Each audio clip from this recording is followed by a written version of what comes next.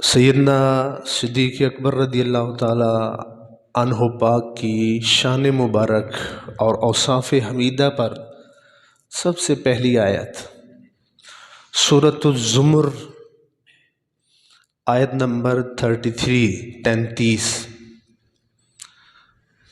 اس بات کا بیان ہے کہ اللہ تعالیٰ نے سیدنا صدیق اکبر کو جو صدیق کا لقب ہے یہ اللہ نے عطا فرمایا ہے،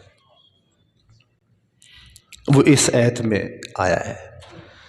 آپ لوگوں کے علم میں ہے کہ صدیق آپ کا نام نہیں ہے، ٹائٹل ہے، لقب ہے۔ اللہ تعالیٰ نے فرمایا سورۃ زمر آیت نمبر 33 میں والذی جاء بالصدق وصدق بہ اولئک ھم المتقون، وہ شخص جو صدق لے کر آیا اس کی بھی کیا شان ہے، اور وہ جس نے اس صدق کی تصدیق کی اس کی بھی کیا شان ہے۔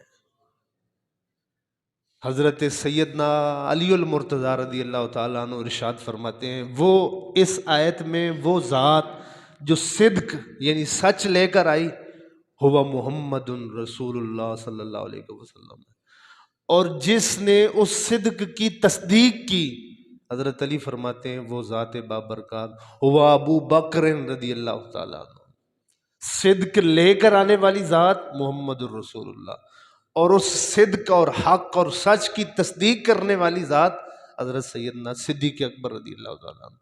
اللہ نے فرمایا والذی جاء بالصدق، کیا شان ہے اس کی جو صدق لے کر آیا، وصدق بہ، اور اس کی بھی کیا شان جس نے اس کی تصدیق کی، اولئک ھم المتقون، لانے والا اور تصدیق کرنے والا دونوں متقی اور پرہیزگار ہیں۔ یہ آیت کریمہ میں جو صدیق اکبر رضی اللہ تعالیٰ عنہ ہیں ان کو صدیق کا لقب اس آیت میں دیا گیا اور اللہ نے دیا ہے۔ اسی وجہ سے حضرت علی رضی اللہ تعالیٰ عنہ ساری زندگی فرمایا کرتے تھے، ابو بکر کا نام صدیق وہ نام ہے جو اللہ نے آسمانوں سے نازل کیا ہے۔ خود رسول اللہ صلی اللہ علیہ وسلم نے ارشاد فرمایا یا ابا بکر ان اللہ تعالی قد سماک الصدیق، اے ابو بکر کتنی شان ہے تیری، اللہ تعالیٰ نے خود تیرا نام صدیق رکھا ہے۔ والذی جاء بالصدق وصدق بہ، سچ بولنے والے کو عربی میں صادق کہتے ہیں، سچ بولنے والے کو عربی میں کیا کہتے ہیں؟ صادق۔ اور جو بہت زیادہ سچ بولتا ہے، جس طرح اس کی زبان سچی ہے اس طرح اس کا دل بھی سچ بولتا ہے، اس کو صدیق کہتے ہیں۔ یہ عام طور پر جو عربی کی ڈکشنری ہے ان میں یہ معنی آپ کو ملے گا، سچ بولنے والے کو صادق، اور جس طرح زبان سچی ہے اسی طرح اس کا دل بھی سچا ہے، اس کو صدیق کہتے ہیں۔ زبان اور دل، قلب اور دل، لسان برابر ہے، لیکن ایک معنی مجھے قرآن کے دامن میں صدیق کا نظر آیا جو بیان کیے بغیر مجھے آگے گزرنا میں نہیں چاہتا ہوں۔ وہ معنی جو قرآن میں صدیق کا آیا، صدیق کا معنی قرآن نے کیا بیان کیا وہ ذرا سماعت فرمائے اور لطف دیکھنا۔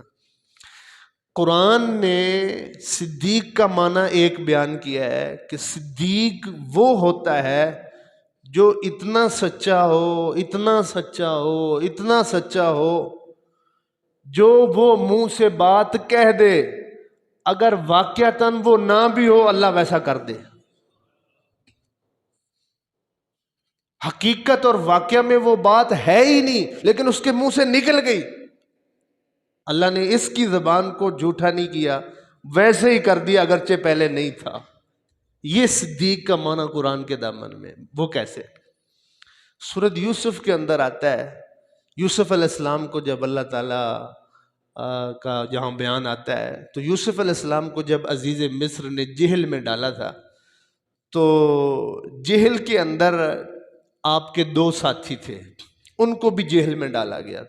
ان میں سے ایک آپ کے دوستوں میں سے ایک عزیز مصر کا باورچی تھا اور دوسرا عزیز مصر کا ساقی تھا، اس کو پانی پلانے والا، اس کو شراب پلانے والا، اس کے مشروب تیار کرنے والا ساقی تھا، ان دونوں کو بھی جیل میں ڈالا گیا تھا۔ اس جرم میں ان پر الزام لگایا گیا تھا کہ انہوں نے، باورچی اور ساقی دونوں نے، مشروب اور طعام میں زہر ملا کر بادشاہ عزیز مصر کو دینے کی کوشش کی ہے۔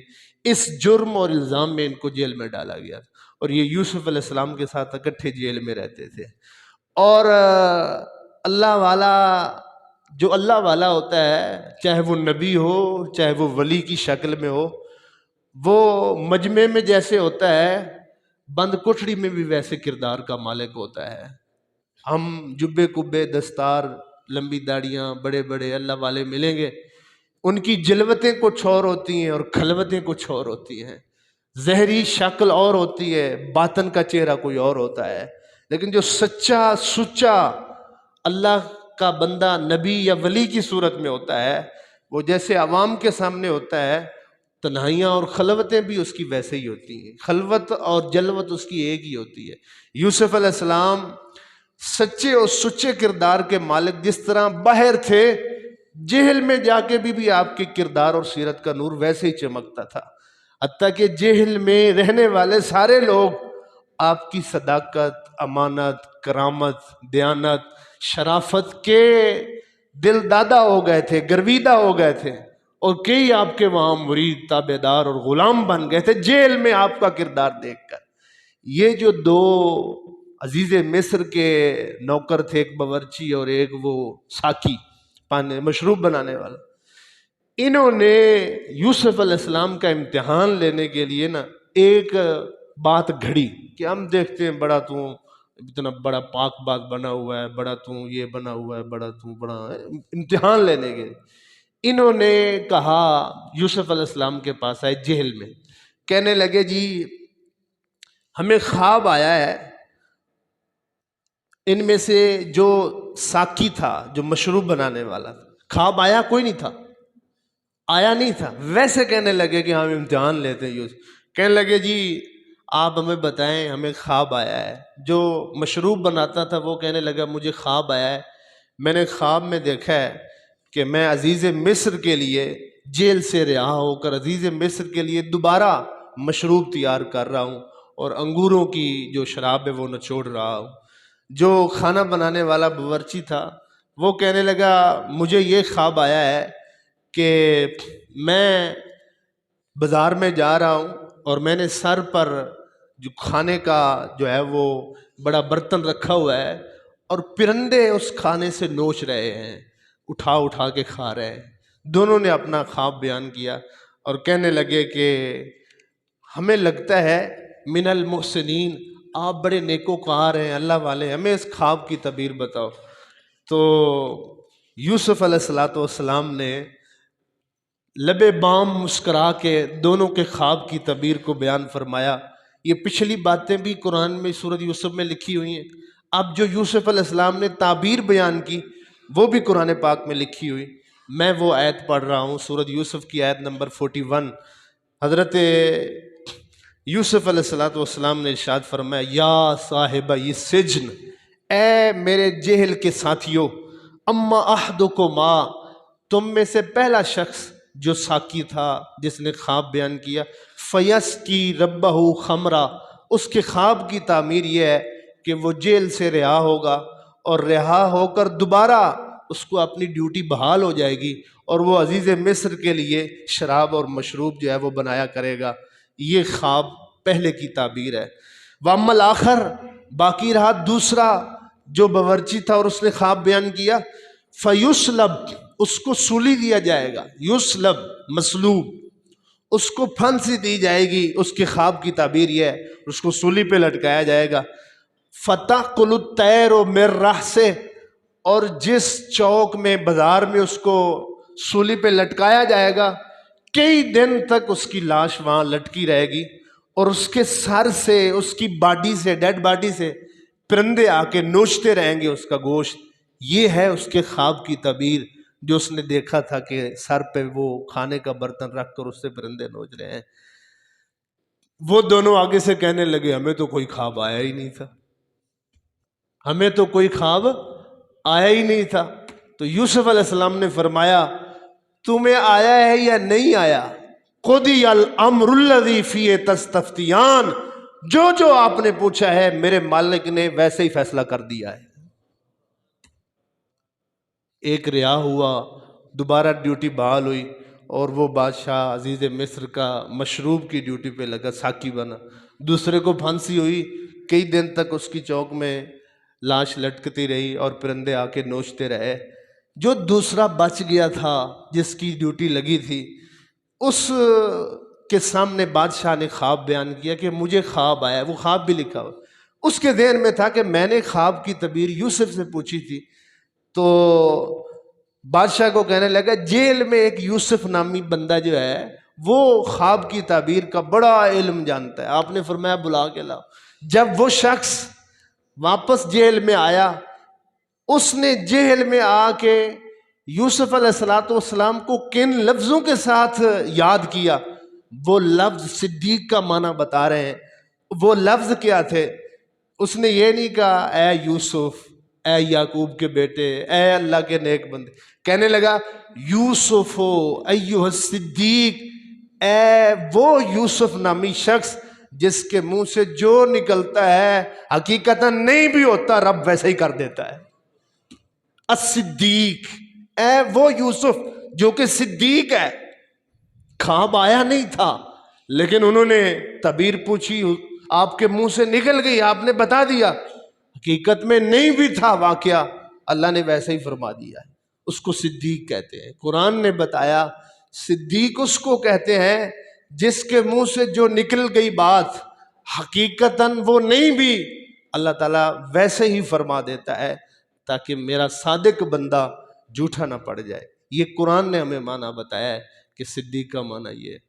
جب حضور غزوہ احد کے لیے تشریف لے کے جا رہے تھے تو ایک بوڑھی مائی سید الانبیاء صلی اللہ علیہ وسلم کے پاس آئی۔ آپ غزوہ احد کی تیاریوں میں مصروف تھے۔ کہنے لگی یا رسول اللہ میں آپ کی خادمہ ہوں، غلام ہوں، صحابیہ ہوں، میری ایک درخواست ہے، آپ قبول فرمائیں۔ میرا ایک ہی بیٹا ہے اکلوتا، خاوند میرا فوت ہو گیا، ایک ہی بیٹا ہے، کافر ہے، وہ دن رات اس تیاری میں لگ رہا ہوا ہے، ورزشیں کر رہا ہے، ایکسرسائز کر رہا ہے، پریکٹس کر رہا ہے مسلمانوں کے خلاف لڑنے کے لیے، دن رات وہ محنتیں کر رہا ہے، مشقیں کر رہا ہے۔ آپ دعا فرمائیں اللہ اس کے دل میں میری طرح ایمان کا نور عطا فرما دے۔ میرے کریم نبی نے دعا فرمائی، اللہ تعالیٰ نے اس کو ہدایت عطا فرمائی۔ وہی نوجوان بوڑھی ماں کی دعا پر ہدایت جس کو نصیب ہوئی میرے حضور کے پاس آیا، کلمہ پڑھ کے مسلمان ہوا، اور اس کا نام مالک بن سنان تھا۔ اور اسی غزوہ احد میں پھر وہ گیا جن رسول سے مسلمانوں کے خلاف کی بجائے کافروں کے خلاف اور مسلمانوں کے حق وہ لڑا اور وہ شہید ہو گیا۔ یہ اس کی بوڑھی ماں مدینے میں تھی، اور جب خبر آئی کہ مسلمانوں کو اللہ نے فتح دی ہے میدان احد میں، ہر کوئی واپس آ رہا ہے، تو ہر ماں، ہر بہن، ہر باپ، ہر تعلق دار نکل کر استقبال کرتا تھا، بھائی کا، شوہر کا، خاوند کا، باپ کا، اپنے اپنے حساب سے اس کو ملتے تھے۔ کوئی غازیوں کی بہنیں ہوتی تھیں، کوئی شہیدوں کی مائیں ہوتی تھیں۔ سب سے سپہ سالار اعظم سید الانبیاء صلی اللہ علیہ وسلم جب غزوہ احد سے واپسی پر مدینہ میں داخل ہو رہے تھے، اس بوڑھی اماں نے پوچھا یا رسول اللہ صلی اللہ علیہ وسلم، آپ کی خیریت تو میں آنکھوں سے دیکھ رہی ہوں، میرے بیٹے کا کیا حال ہے؟ آپ کو تو معلوم تھا کہ غزوہ احد میں جو صحابہ شہید ہوئے تھے ان کو وہیں میدان احد میں ہی جو ہے ان کو دفن کر دیا تھا، آج بھی ان کی قبریں وہاں موجود ہیں صحابہ کرام۔ تو آپ کو تو معلوم تھا کہ وہ شہید ہیں، لیکن آپ نے فرمایا کہ اب یہ خبر میں اس ماں کو کیسے دوں؟ آپ نے فرمایا تھوڑی دیر سوچنے کے بعد آپ نے فرمایا پیچھے سے صدیق اکبر آ رہے ہیں، ان سے پوچھنا۔ تو پیچھے آپ کھڑی رہیں، حضور آگے گزر گئے، صحابی جو بھی آتے تھے پوچھتے تھے میرے بیٹے کا، تو وہ چونکہ سن چکے تھے حضور نے فرمایا کہ پیچھے صدیق، جب حضور نے جواب نہیں دیا تو ہم کیوں جواب دیں؟ ہر ایک یہی کہتا تھا پیچھے صدیق اکبر آ رہے ہیں، ان سے پوچھنا۔ رہا وہ لمحہ کہ جب صدیق اکبر تشریف لائے، آپ نے آپ سے اس مائی نے پوچھا کہ میرے بیٹے مالک بن سنان کا کیا حال ہے؟ آپ سن چکے تھے کہ حضور نے سارا کچھ میرے اوپر چھوڑ دیا ہے، اور کہ پیچھے صدیق اکبر آ رہے ہیں، اور آپ یہ جواب دینے سے بھی گریز کرتے تھے کہ تیرا بیٹا تو شہید ہو گیا ہے، کہ اس مائی کو کیا حال ہوگا، اس پر کیا بیتے گی اور کیا گزرے گی۔ تو آپ کے منہ سے یہ جو ہے اس سوچ و بچار میں، تدبر اور تفکر میں سیدنا صدیق اکبر کے منہ شریف سے یہ نکل گیا، تیرا بیٹا مالک بن سنان پیچھے آ رہا ہے۔ البدایہ والنہایہ میں حافظ ابن کثیر نے اس بات کو لکھا ہے۔ سیدنا صدیق اکبر آگے گزر گئے، آپ 2 نفل ادا فرماتے تھے تحیت المسجد کی، حضور صلی اللہ علیہ وسلم جب بیر سفر سے آتے تھے مسجد نبوی میں سارے صحابہ جمع تھے، صدیق اکبر بھی آ گئے، اور وہ مائی پیچھے آ رہا ہے، پیچھے آ رہا ہے، پیچھے تو کوئی نہیں آیا، سارے لوگ ختم ہو گئے، وہ بھی پیچھے پیچھے آ گئی مدینہ شریف میں اور مسجد نبوی میں۔ سیدھا صدیق اکبر سے پوچھتی ہوں کہ تو آپ نے کہا پیچھے آ رہا ہے، پیچھے تو کوئی بھی نہیں، قافلے والے سب ختم ہو گئے، کوئی بندہ نہیں نظر آ رہا۔ صدیق اکبر یہ بات کہہ کے وقتی طور پہ تو گزر گئے، لیکن آپ فرماتے ہیں جب میں آگے گزرا تو میرے دل میں خیال آیا کہ وقتی دلاسا تو میں نے ماں کو دیا ہے، لیکن حقیقت تو اس کے برعکس ہے۔ تو آپ نے دل میں دعا فرمائی، وہ دعا بھی وہاں لکھی ہوئی، کہنے لگے مالک تو نے مجھے صدیق کہا ہے، والذی جاء بالصدق وصدق بہ، تو نے مجھے صدیق کہا ہے، لاج رکھنا میری بات کی، کوئی حل نکالنا۔ آپ جب رسول اللہ صلی اللہ علیہ وسلم کی بارگاہ میں مسجد نبوی شریف میں جلوہ فرما ہوئے تو ابھی بیٹھے ہی تھے کہ وہ مائی اوپر سے وارد ہوئی، کہنے لگی آپ نے کہا تھا کہ پیچھے آ رہا ہے۔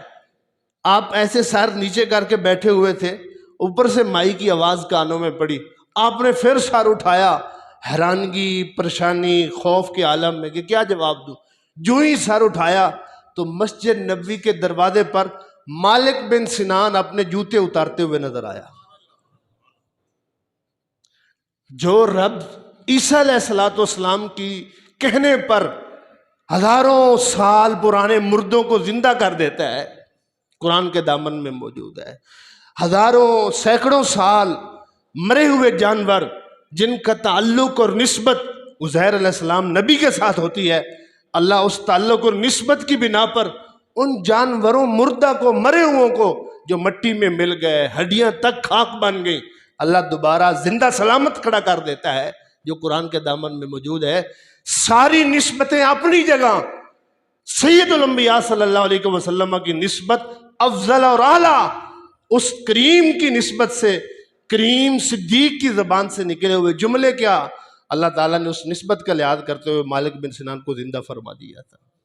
تو صدیق اس کو کہتے ہیں جس کے منہ سے جو نکلے، حقیقت اور واقعہ میں وہ نہ بھی ہو، اللہ ویسے فرما دیتا ہے۔